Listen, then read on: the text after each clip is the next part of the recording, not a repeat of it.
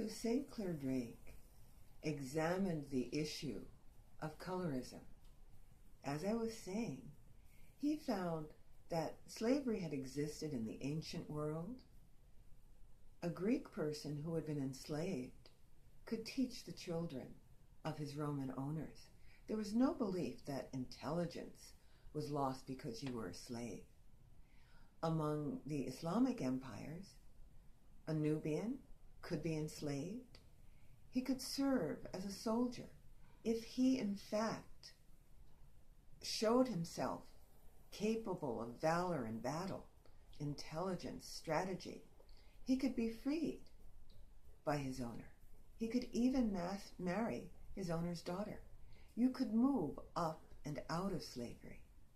St. Clair Drake says that it is only during the time of the mid-Atlantic slave trade that color, the shape of one's face, the broadness of nostril, one's kinky hair, the markers of African features, it's only during this time that these became linked to hereditary traits of ignorance, savagery, bestiality, that would be transferred to one's offspring.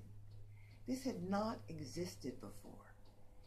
Under the slavery that happened during the mid-Atlantic slave trade, the idea of black people and of Africans being morally and intellectually and physically inferior circulated. It circulated everywhere the slave trade went, and it went into the emerging sciences and the elaboration of what we call Western rational thought. So Hegel, for example, said there was nothing in Africa, that there was very barely a link to humanity. Jung talked about the idea of Americans being infected by the African in their midst, and talked about how the superior, the developed man, had to always guard himself, and that was the term he used, against the influence of the primitive man that pulled to one's primitive instincts. Linnaeus, in his classification of the four races of humanity, said that the German race, the Europeans, were ruled by law. The Asiatics were ruled by custom, and the Africans were ruled by caprice. So we see no thought. And this persistent notion that Africans were linked to the beast, and specifically linked to apes, is something that shows up again and again.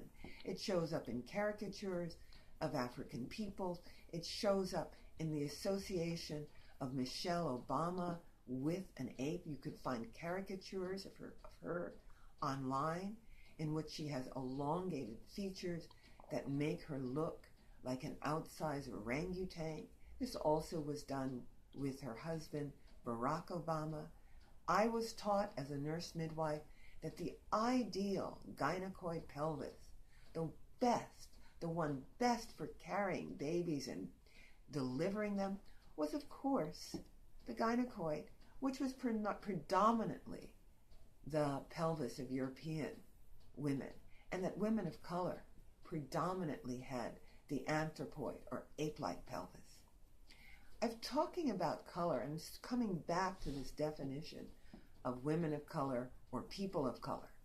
What we find in the USA is that non-white and white status were markers of if you could own your own body, where you could live, who you could marry.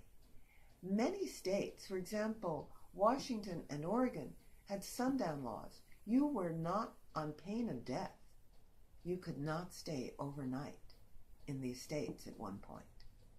All throughout the United States, there were covenants that said that people of color, black people, Mexicans, could not be in certain sections, could not buy.